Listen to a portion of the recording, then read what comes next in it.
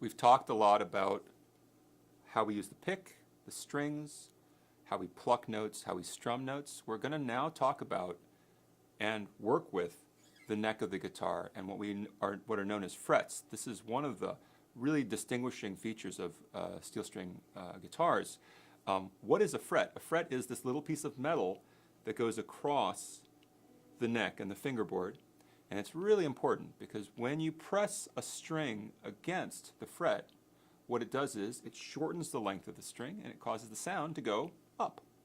So if I press, this is the first string, and as I continue to move up this way, I press on a different fret here, the sound goes up and up and up. And everybody always wonders this, but if you go all the way up to the top here, yes, in fact, it makes a very high sound. Fret's very important. It's actually what gives the guitar part of its sound. You notice as I'm playing that I'm using my fingers and my fingertips to press the string against the fret. It's very important also that you note as I'm playing, I'm wrapping my hand around the neck of the guitar, almost as if I'm shaking someone's hand, but I'm curling my fingers so that I can press with the tips of my fingers. Very important. It takes time to develop the strength in the fingers and the toughness of the fingertips to play for lengths of time. So I do recommend very highly taking your time and working through the following exercises as you get accustomed to the frets. The way that we count the frets, we start from this side of the neck, and we talked a little bit about the nut, which is where the open strings go over into the peg head. The first fret, what we're going to call the first fret, is the first little piece of metal here after the nut. We're working up towards the body now. First fret, second fret, third fret, fourth fret, etc.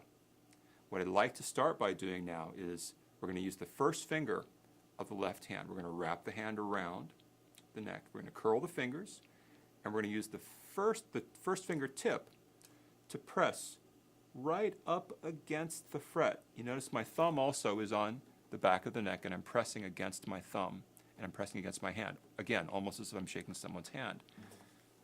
How hard do I press? Very important question. You press as hard as you need to press in order to get a clean note, no harder. Where do I press? I press right up against the back edge of the fret. I don't want to press directly over the fret because that actually mutes the note. It causes the note to get fuzzy. I'll demonstrate. Here's the first fret of the first string, the E string. I'll pluck it with the pick. And now what I'm going to do is I'm going to put my finger on top of the fret, which is actually where I don't want it to be. You can hear the difference. It's much muted, and it's just not very clear.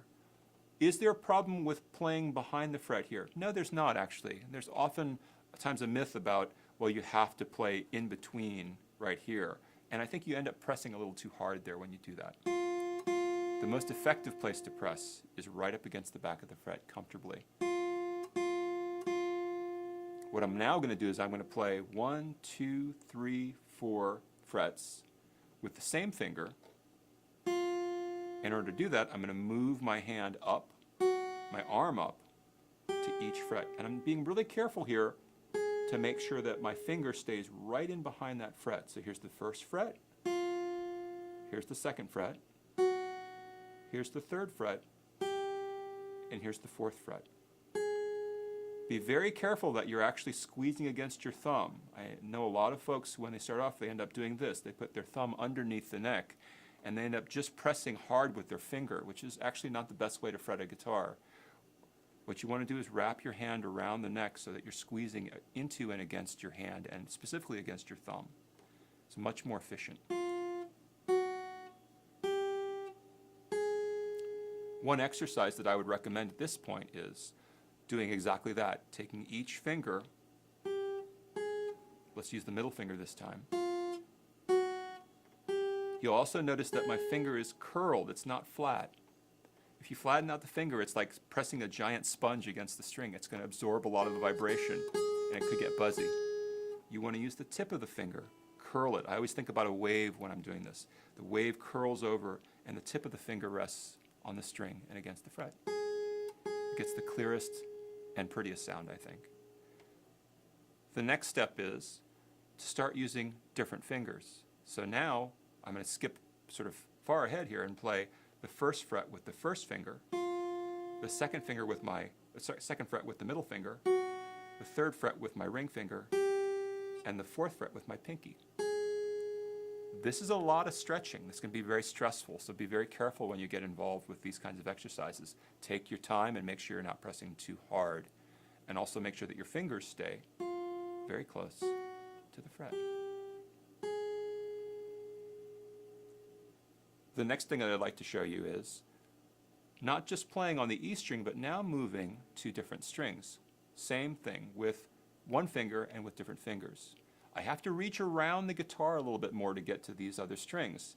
So watch what happens with my hand. I wrap around a little bit. You notice my arm drops a little bit, and I'm now accessing. You see what happens to my fingers too. They curl a little bit more naturally around the neck, and they can reach a little bit farther. So here's the B string, the first fret, with the same finger. This is again first fret through fourth fret, and now I'm going to use all four fingers to play that same pattern. 1, 2, 3, 4. Oftentimes people ask me, do I need to keep pressing on the frets that I've just played? The answer is a yes and a no. If you have very strong fingers, sometimes it's easier just to keep pressing. I also, though, think that it's more efficient if you don't keep the pressure down all the time, because you're actually fighting your clenched hand to get to the next finger. Something to think about as you practice, to experiment with as well. Now I'm going to jump way ahead and jump all the way up to the E string, the thick E string, the low E string on the top here.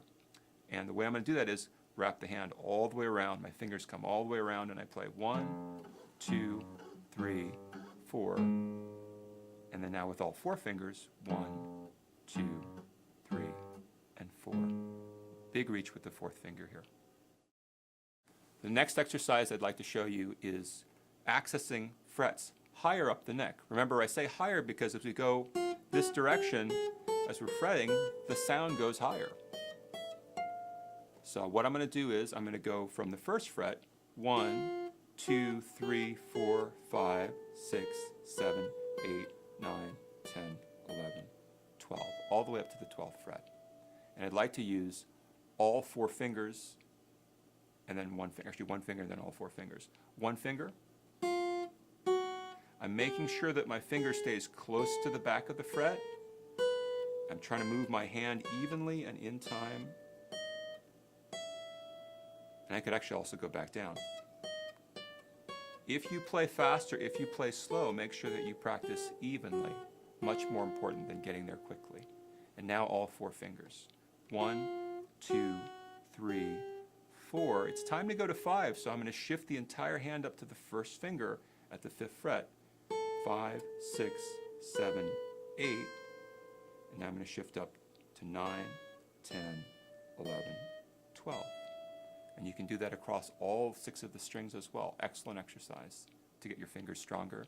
And remember to keep that curled shape on your fingers relaxed as you play. How do I know where I am on the guitar?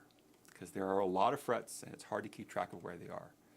One of the reasons why we have these inlay patterns on the fingerboard is to keep track of where we are, and they're typically very standard. You notice there's one here at the 1st fret, there's one here at the 3rd fret, 1, 2, 3. There's one here at the 5th fret, there's one here at the 7th fret, and there also are dots on the side of the neck, which I'll show you. One at the 3rd, one at the 5th, one at the 7th. There's also usually a double dot that's at the 12th fret, which is all the way up here. On this guitar, it's right next to the body. 2 dots, and usually there's an inlay there as well. The way to keep track of where you are for a lot of folks who are learning guitar is to remember about 3, 5, and 7, and 9. Very important. How to figure out which fret you're playing on using the side dots on the side of the neck. There are these small white dots located at certain places along the length of the neck. They're very, very useful for figuring out where you are. Remember the nut here, that's where we start counting. Here's the 1st fret, 2nd fret, the 3rd fret. Between the 2nd and 3rd fret, there's our first dot, that's the 3rd fret. So if we press here on this string, we're playing on the 3rd fret. We go to the next dot, which is 4, 5, the 5th fret, 2 frets up. we go to the next white dot, which is 6, 7. So we've got 3rd fret, 5th fret, 7th fret, 8, 9, the 9th fret is the next dot. You'll also see a pattern happening here. It's every other fret. But now after 9 we go to 10, 11, 12. And you'll notice here there's 2 white dots instead of 1 white dot. It's very important. It tells us, it tells us that it's the 12th fret. Very important fret designation actually as we get into playing more songs. Once again we have 1, 2, 3, 4, 5, 6, 7, 8, 9, 10, 11, 12. 3, 5, 7, 9, 12. If we're asked to play at the 5th fret on the string, we go to that dot, 5th fret, and press there. If we were to play at the 6th fret, we're going to go 1 higher than 5, which is 1 fret higher, 6th fret. You notice it's between the 5th dot and the 7th dot. 5, 6. Let's say if we wanted to go to the 10th fret, 3, 5, 7, 9, 1 higher than 9, 10th fret. And that's how you use the dots on the side of the neck.